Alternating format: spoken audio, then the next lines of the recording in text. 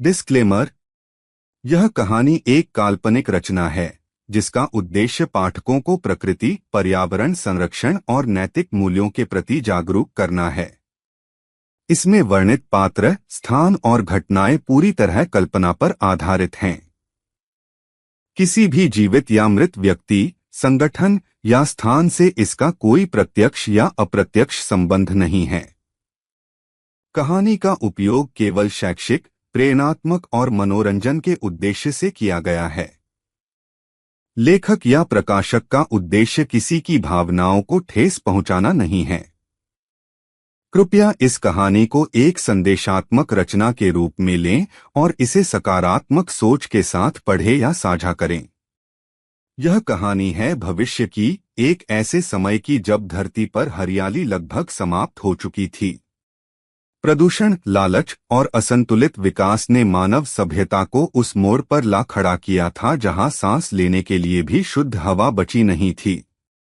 ऐसे समय में एक किशोर लड़के ने ऐसा काम कर दिखाया जिसने पूरी दुनिया की सोच बदल दी। धूल भरा शहर। साल था 2095। शहरों में सूरज दिखाई नहीं देता था क्योंकि आसमान में धूल और धुआं छाया रहता था।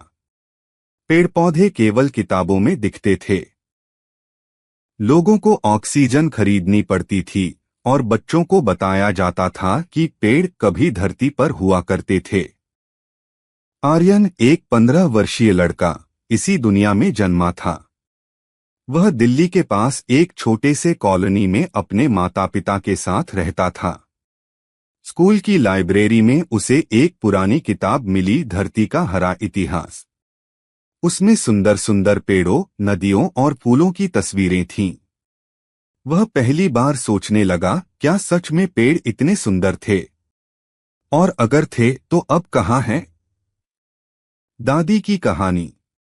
उसने यह सवाल अपनी दादी से किया। दादी की आंखों में आंसू आ गए।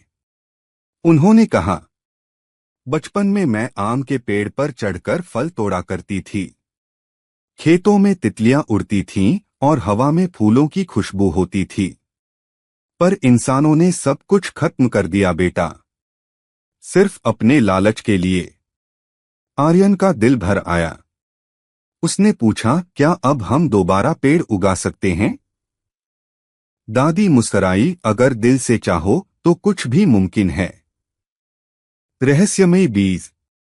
एक दिन आर्यन को स्कूल के प्रयोगशाला में एक पुराने वैज्ञानिक उपकरण के साथ एक डिब्बा मिला।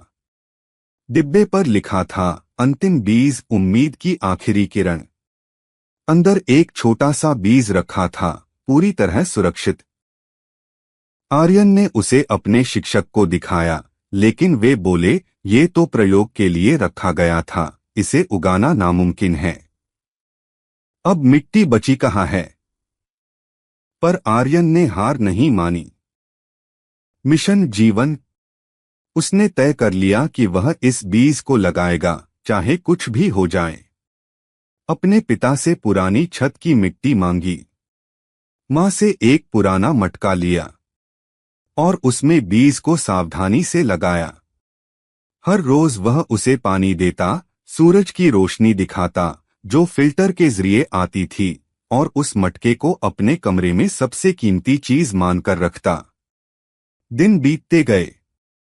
10 दिन, 20 दिन, 1 महीना। कोई अंकुर नहीं निकला। लोग हंसते थे, दोस्त मजाक उड़ाते थे, पर आर्यन रुका नहीं। चमत्कार।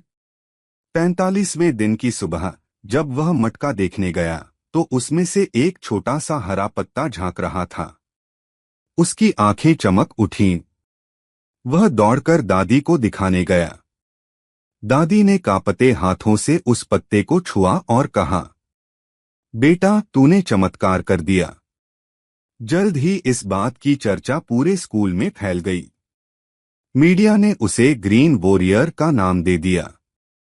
वैज्ञानिक आए, सरकार आई और सबने उस पौधे को देखने की इजाजत मांगी। लोभ बनाम प्रकृति।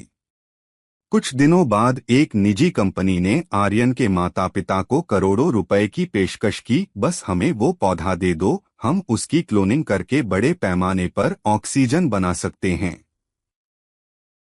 माँ पिता थोड़े डगमगाए, लेकिन आर्यन ने कहा, ये पौधा सिर्फ एक प्रयोग नहीं है, ये एक प्रतीक है इंसान और प्रकृति के बीच टूटे रिश्ते को जोड़ने का।